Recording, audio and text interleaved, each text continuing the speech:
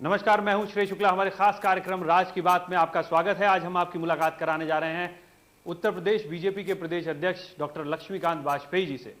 वाजपेयी जी पेशे से डॉक्टर हैं और इस बार बीजेपी आला कमान ने उनको बीजेपी का इलाज करने के लिए यहां पर भेजा है, खासतौर पर लखनऊ में, ताकि बीजेपी की जो हालत है उसको बेहतर किया जा सके।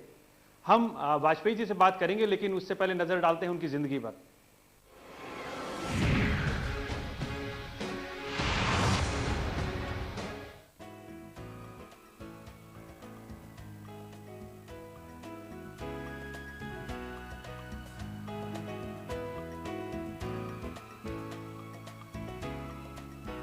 बीजेपी नेता लक्ष्मीकांत वाजपेयी का जन्म मेरठ में हुआ।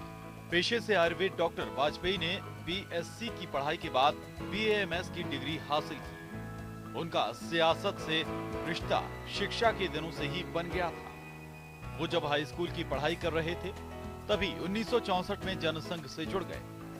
उस वक्त उनकी उम्र महज 14 साल थी। 1967 में उन्हें छात्र संगठन विद्यार्थी परिषद के साथ काम करने का मौका मिला।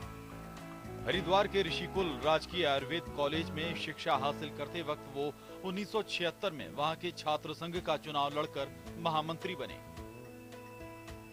1977 में बीजेपी ने लक्ष्मीकांत वाजपेयी को मेरठ की युवा मोर्चा इकाई का महानगर अध्यक्ष बनाया और यहीं से उन्होंने पीछे मुड़कर नहीं देखा। वो 1982 में बीजेपी युवा मोर्चा के प्रदेश महामंत्री बनाए गए और फिर 1984 में वो उपाध्यक्ष बने। साल 1989 में पहली बार वो बीजेपी के टिकट पर विधायक बने। 1996 में दूसरी बार विधानसभा पहुंचे और तब से अभी तक लगातार विधायक हैं। 2002 में सूबे में बीजेपी हुकूमत के दौरान लक्ष्मीकांत वाजपेयी को पशुधन एवं दुग्ध विकास मंत्री का स्वतंत्र प्रभार दिया गया। वो 1996 से 2007 तक बीजेपी विधानसभा दल के मुख्य सचेतक भी रहे। माना जाता है कि संघ के करीबी और अच्छे रिश्तों की वजह से वाजपेयी को यूपी में बीजेपी को दोबारा खड़ा करने की जिम्मेदारी मिली। लक्ष्मीकांत वाजपेयी का शुमार मेहनतकश और जनता से सीधे जुड़े सियासतदानों में किया जाता है। वो कभी विवादों में नहीं रहे। बीजेपी ने उनके लंबे सियासी सफर के अनुभव को देखते हुए प्रदेश बीजेपी की कमान सौंपी है और उन पर बीजेपी को फिर से पुरानी पहचान दिलाने की जिम्मेदारी है। तो ये था वाजपेयी जी की जिंदगी का सफर। अब हम बातचीत का सिलसिला शुरू करते हैं। वाजपेयी जी, सबसे पहले तो आपका स्वागत है इंडिया न्यूज में। धन्यवाद। आपकी प्राथमिकताएं क्या हैं? उत्तर प्रदेश भारतीय जनता पार्टी के अध्यक्ष बनने के बाद मेरी सबसे पहली प्राथमिकता है कार्यकर्ता को खड़ा करने की, क्योंकि मुझे ये भरोसा है कि अगर कार्यकर्ता पूरी तरीके से मन लगाकर खड़ा हो गया तो वो जनता को खड़ा कर लेगा।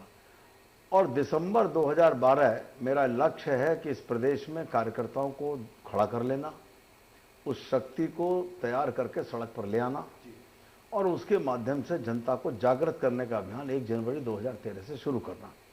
क्योंकि पिछले 2 चुनाव, चाहे वो लोकसभा का चुनाव हो चाहे विधानसभा का चुनाव हो, हम जनता को अपना विश्वास दिलाने में असफल रहे और उस विश्वास दिलाने का काम कार्यकर्ता को करना था। कहीं उसके मन में कुछ कमजोरी थी, इस कारण हम अपने उस उद्देश्य को प्राप्त नहीं कर पाए। आपको अब कई महीने हो गए प्रदेश अध्यक्ष आप बन गए। अभी तक के अपने कामकाज से आप संतुष्ट दिखते हैं? लगता है कि अभी तो बहुत कुछ करना बाकी है? और कहां पाते हैं आप अपने? राजनीतिक और सामाजिक क्षेत्र के कार्यकर्ता यदि किसी एक पड़ाव पर पहुंचकर संतुष्ट होता तो मैं उसे अच्छा कार्यकर्ता नहीं मानता। हमारा हर अगला दिन नए तरीके से काम करने का दिन, मैं ये मानकर चलता हूं कि हर अगला दिन हमारे इम्तिहान का दिन है और हर अगला दिन चुनाव आ सकता है। इसलिए प्रतिदिन इस तरह से तैयारी करना कि हमें कल चुनाव लड़ना है, हम उसी स्पीड से, उसी अपेक्षा से हम काम कर रहे हैं और अभी बहुत कुछ करना बाकी है। शाही जी थे जब, तो शाही जी ने अपना जो एक पूरे जो एक तरह से क्या कैबिनेट थी या उनकी टीम थी, बहुत बड़ी टीम तैयार की थी, लेकिन अभी तक आप जो है अपनी टीम नहीं बना पाए। क्या वजह है? कि अंतर कलह से डर रहे हैं, नेताओं के कुछ उससे डर रहे हैं कि नेता कहेंगे कि ये पद हमको चाहिए या वो?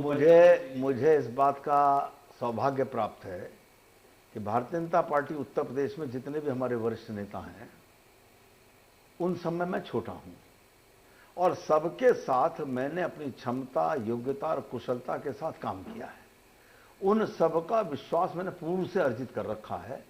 तो इस कारण से वो लोग मुझे पूरा सहयोग कर रहे हैं। कारण ये था कि जब मैंने चार्ज लिया तो संगठन भंग था, नए जिला संयोजकों की मुझे नियुक्ति करनी थी अस्थायी आधार पर। वो नियुक्ति करते करते स्थानीय निकाय का चुनाव आ गया, स्थानीय निकाय का चुनाव आ गया तो कैंडिडेट चयन करने का काम आ गया, कैंडिडेट चयन करके निपटा तो उन्हें लड़ाने का काम आ गया।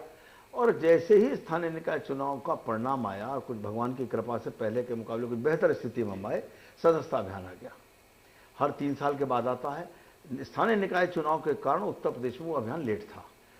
15 जुलाई से 15 अगस्त तक फिर हमने उस अभियान को चलाया और उस अभियान को चलाने के बाद हमने अब सदस्यता पूरी हो गई। तो फिर मेरे मन में ये विचार आया कि बजाय अब टीम, क्योंकि जिन लोगों के साथ मैं काम कर रहा हूँ ठीक ठाक काम कर रहे हैं, तो नए निर्वाचन के बाद जब अध्यक्ष के रूप में निर्वाचित हो जाऊंगा तब मैं अपनी टीम को दोबारा से गठित करूंगा और फिर ट्रायल एंड एरर के आधार पर जो लोग अब ठीक टेस्ट में आ गए हैं उनके आधार पर मैं आगे की टीम गठित करूंगा। उसके बाद ही आप टीम को गठित करेंगे। किसी प्रकार का कोई दबाव, किसी प्रकार का कोई असमंजस इस विषय में नहीं है, ना किसी नेता ने मुझ पर कोई दबाव डाला। मुझसे स्पष्ट ये कहा है कि निकाय के चुनाव में तुमने तो परिणाम आप दिया, बिल्कुल पूरे स्वतंत्र रूप से कार्य कर रहे हैं। सबका तो संरक्षण वाजपेयी जी ये बताइए कि जो बीजेपी थी, एक समय में यहाँ पे सत्ता में थी, बहुत बड़ी पार्टी हुआ करती थी, धीरे धीरे धीरे धीरे धीरे उसका ग्राफ नीचे गिरता गया, आज वो जमीन तलाश रही है। तो इसकी सबसे बड़ी वजह क्या मानते हैं कि एक सबसे बड़ा फैक्टर ये था जिसकी वजह से आज बीजेपी की ये हालत हुई? जनता का विश्वास अर्जित न कर पाना एकमात्र कारण। जनता का विश्वास हम अर्जित कर लेते तो काम हो जाता।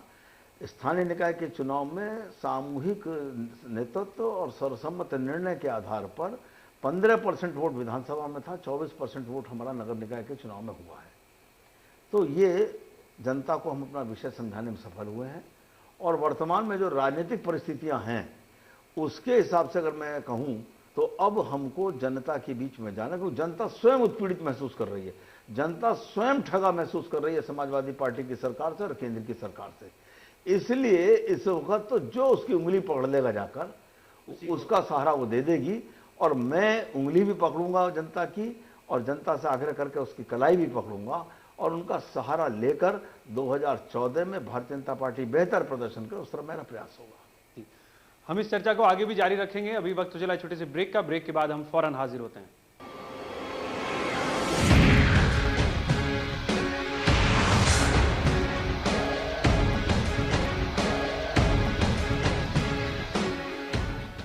ब्रेक के बाद आपका स्वागत है। हम बात कर रहे हैं वाजपेयी जी से, जिन्होंने बहुत ही साफगोई से ये कहा कि जनता के बीच जो विश्वास था उसको खोया कहीं ना कहीं बीजेपी ने, और उसका खामियाजा भी भुगतना पड़ा और अब उसके लिए वो काम कर रहे हैं। वाजपेयी जी ये बताइए कि आपने कहा बहुत मेहनत कर रहे हैं, लेकिन आमतौर पर जो एक धारणा बनी हुई है, बैठकों में देखा गया है आपकी पार्टी के नेता सोते हैं, हम लोग टीवी पे दिखाते हैं।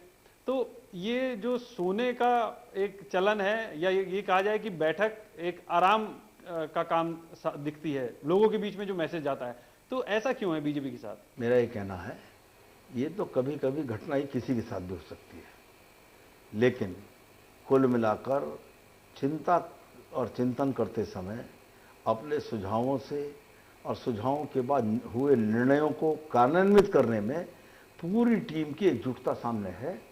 इसलिए कोई घटना अगर कहीं किसी कार्यक्रम में किसी की सोने की हो गई तो कोई नज़ीर नहीं मानी जा सकती।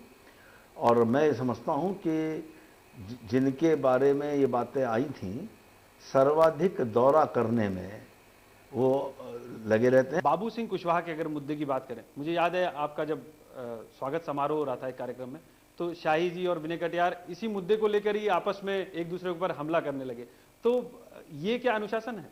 मेरा निवेदन केवल इतना है कि मेरे से पहले की जितनी बातें थीं उन पर मुझे कोई उत्तर देना या चर्चा करना उपयुक्त नहीं है। मेरे चार्ज लेकर काम करना जिस दिन से मैंने प्रारंभ किया है, उस दिन से यदि अनुशासनहीनता के प्रकरण आ रहे हैं, उन सब पर मैं अपने वरिष्ठ नेतृत्व को, कोर कमेटी को विश्वास में लेकर निर्णय कर रहा हूं, और अनुशासन तो हर हालत में कायम किया जाएगा। अभी 1-2 सूची और आने वाली हैं और अच्छी मात्रा में आएंगी वो सूचियां।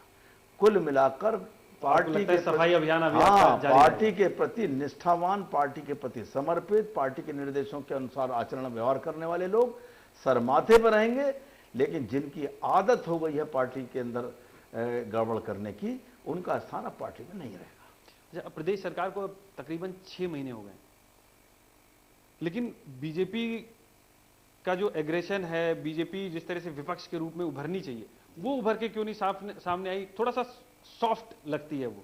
जैसे बीएसपी की बात करें तो वो बड़ा एग्रेशन दिखाया उन्होंने शुरुआत से ही, लेकिन बीजेपी के साथ ऐसा क्यों नहीं है? क्या वजह मानते हैं? मैं तो आपसे सहमत नहीं हूं कि बहुजन समाज पार्टी ने कहीं एग्रेशन दिखाया। बहुजन समाज पार्टी के नेताओं में ना तो नैतिकता है, ना आत्मविश्वास है, ना उनमें दम है कि सड़क पर आ जाएं। वो तो इतना नंगे हो चुके हैं भ्रष्टाचार में कि वो तो सरकार से जान बचाते हुए घूम रहे हैं। और बहुजन समाज पार्टी का और समाजवादी पार्टी का गुप्त समझौता हो गया है। और मैं तो नहीं तो पूछना चाहता हूं कि लोकायुक्त की तीसरी बार सिफारिश आने के बाद भी नसीमुद्दीन सिद्दीकी के खिलाफ मुकदमा चलाने की अनुमति नहीं मिल रही है, इसका क्या कारण माने? वैसे भी हमने कहा था कि नई सरकार को हम 6 महीने देंगे। ये ठीक है कि शायद ये उत्तर प्रदेश के इतिहास में, किस तरह से मानते हैं इन 6 महीनों को अगर सरकार की बात करें? उत्तर प्रदेश के इतिहास में ये ऐसी पहली सरकार है जो प्रचंड बहुमत के साथ आई हो और जनता का मोह भंग इतनी जल्दी हो गया हो। इस सरकार को अंतर्विरोध, असमंजस और अराजकता से ग्रस्त सरकार, 3 शब्दों में मैं सरकार को परिभाषित कर रहा हूं। इसमें सभी चीजें आ जाएंगी। रोल बैक वाली सरकार है ये।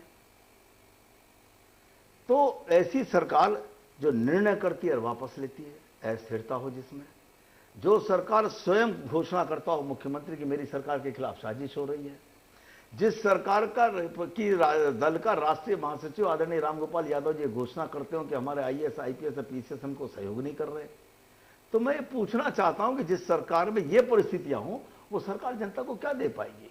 65 लाख पंजीकृत बेरोजगार नौजवानों में के मुकाबले 1% को भी बेरोजगारी भत्ता नहीं। किसान का कर्जा माफ करने को कहा तो ये कहा कि 50,000 का माफ करेंगे, लेकिन 2 लाख का कर्जा यदि किसान पर है तो 1.5 वो जमा कर दे तो हम 50 जमा कर देंगे, तो नहीं देंगे। कानून व्यवस्था की स्थिति क्या है? साफ जाहिर है। 6 महीने में 7 कर्फ्यू है, सरकार रोक ही नहीं पा रही। पुलिस के लोगों का इतना साहस बढ़ गया कि 3 बजे घटना होती है डासना गाजियाबाद की, रात के 7:45 बजे तक तो आईजी को नहीं पता चलता, 9 बजे तक डीजीपी साहब को नहीं पता चलता। तो आखिर क्या होने जा रहा है? वाजपेयी जी के साथ इस गर्मागर्म चर्चा को हम आगे भी जारी रखेंगे। अभी वक्त हो चला छोटे से ब्रेक का। ब्रेक के बाद हम फौरन हाजिर होते हैं।